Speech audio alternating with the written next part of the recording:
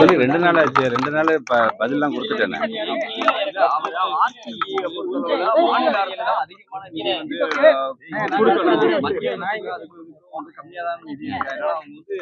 சொல்றாங்க 60:40 வரும்போது நாங்க குடுக்குற அமௌண்ட் கண்டிப்பா மீகிறதா இப்போ எப்படி எல்லாத்துக்கும் கம்ப்ளீட்டா கொடுக்க முடியும்?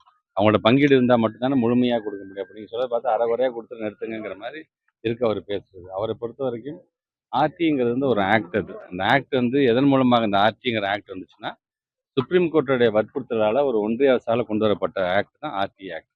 சாதாரண இருக்கக்கூடிய ஒரு குடும்ப சூழ்நிலை இருக்கக்கூடிய பிள்ளைகளும் ஏன் தனியார் பள்ளியில படிக்கக்கூடாதா என்பதற்காக 25% அந்த பிள்ளைங்களுக்கு இடம் கொடுக்க வேண்டும் தனியார் பள்ளிகள் என்று கொண்டு வரப்பட்ட ஆக்ட் தான். அதில வந்து யாருமே தலையிட முடியாது. ஒரு அரசாங்கம் என்பது அத வருஷம் வருஷமா அத வந்து ரிலீஸ் பண்ணிக்கிட்டு தான் இருக்கணும். இவங்க பண்றதே பார்த்தீங்கன்னா, சுப்ரீம் கோர்ட்டையே கான்ட்ராடிக்ட் பண்ற மாதிரி, நீங்க சொல்றத நான் கேட்க மாட்டேங்கிற மாதிரியான ஒரு அர்த்தமாகத்தான் இது புரிந்து கொள்ள முடியும். பட் எது எப்படியாக இருந்தாலும், நம்முடைய மாணவ செல்வங்களோட நலன் கருதி அந்த பணத்த உடனடியா அவங்க ரிலீஸ் பண்ண வேண்டும் என்று கேட்டிருக்கிறோம். கண்டிப்பா ஒரு நல்ல முடிவு அவர்கள் எடுப்பார்கள்.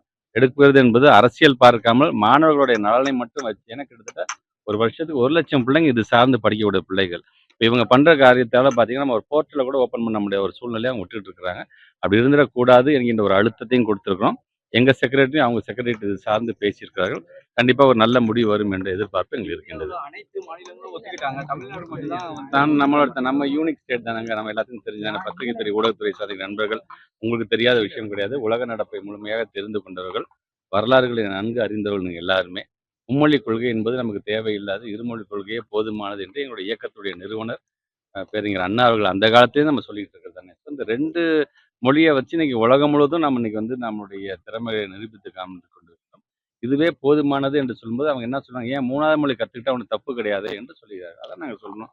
3 மொழி மட்டும் இல்லங்க. அஃபிஷியல் லாங்குவேஜ் 22 லாங்குவேஜே நம்ம பிள்ளைங்க கத்துக்கணும்னு தான் நாங்களும் சொல்றோம். ஆனா அதில கம்பல்ஷன் இருக்கக்கூடாது. அவங்களுடைய விருப்பத்தின் அடிப்படையில அந்த பிள்ளைங்க எவ்வளவு வேணா கத்துக்கலாம் என்று தான் சொல்றோம். நான் உங்கள்ட்ட கேட்கறது வந்து ஒண்ணே ஒண்ணு தான். இப்ப நீங்க சொல்றீங்க பார்த்தீங்கன்னா, கம்பல்ஷன் இல்ல. எது வேணா படிக்கலாம் தானே நாங்களும் சொல்றோம்னு சொல்றாங்கல்ல. அதான் நான் சொல்றேன் நானு. நம்ம பிள்ளைங்கள பொறுத்தவரைக்கும் கணக்கு பாடத்துல 100க்கு 100 வாங்கிட்டு, சயின்ஸ் பாடத்துல 98 மார்க் வாங்கிட்டு, தமிழ்ல 78 மார்க் வாங்கிட்டு, இங்கிலீஷ்ல 90 மார்க் வாங்கிட்டு, எல்லாம் பண்ணிட்டு போகும்பொழுது, இந்த 3வது மொழியா ஏதோ ஒரு மொழியில அவன் ஃபெயில் ஆயிட்டான்னா, ஒட்டுமொத்தமா நீ ஃபெயில் பா நீ 7வதுல தான் படிக்கணும், 10வதுல தானே இருக்கணும்னு சொல்றது எந்த விதத்துல அது நியாயம்? அதான் திணிக்காதீங்க. எனக்கு போதுங்க 2 இட்லி போதுங்க பதிலா 3வது இட்லி சாப்பிட்டு தான் ஆகணும்னு வாயில திணிக்கும்போது எங்க பிள்ளைங்க வாந்தி தான் எடுப்பாங்க. ஸோ இதை திணிக்காதீர்கள். எங்களுக்கு தேவைன்னா நாங்க படிக்கிறோம். எங்களுக்கு அறிவு தான் முக்கியம். நான் அடிக்கடி சொல்லுவேன், ஒரு செல்ஃபோன் போதுங்க உலகம் முழுவதும் போறதுக்கு. நான் எந்த கண்ட்ரிக்கு போனாலும், அந்த கண்ட்ரில இருக்க இந்த மொழியில நான் பேசணும். ஒரு கேள்வி கேட்க வேணும். நெசசிட்டி இருக்குது.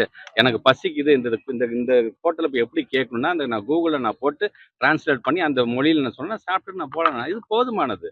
அத கல்வி அறிவு என்கின்ற பேர்ல அத திணிக்க பார்க்கிறீர்களே, அது வேணாம் சார். எங்கள விட்டுருங்க சார். எங்கள பொறுத்தவரைக்கும் Tamil is for our identity and English is for our opportunity.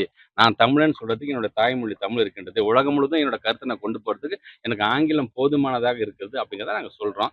ஆனா அவங்கள் அதை கேட்காமல் மீண்டும் மீண்டும் அது வந்து மும்மொழி எடுத்துக்கிட்டாதான் மும்மொழி எடுத்துக்கிட்டா மும்மொழி என்று போனாலே ரிசோர்ஸ் எதுக்கு இருக்குன்னா இந்திக்கு தான் ரிசோர்ஸ் இருக்கும். இந்தி வருகிறது உள்ளே புகுது என்று சொன்னா ஆட்டோமேட்டிக்கா சமஸ்கிருதம் உள்ளே போகும். சமஸ்கிருதம் உள்ளே போகுது என்று சொன்னா பிற்போக்கு சம்பந்தமான சிந்தனைகள் எல்லாம் உள்ளே வந்துவிடும். புராண கதைகளை எடுத்துக்காட்டாக சொல்லி பிள்ளைங்களை வந்து இருக்கக்கூடிய அறிவியல் சார்ந்து அவங்க சிந்திக்க விடாம மழுங்கடிக்க செய்ய வேண்டிய பணியை தான் அவங்க செய்வார்கள் என்பதற்காக நாங்கள் எதிர்க்கிறோம்.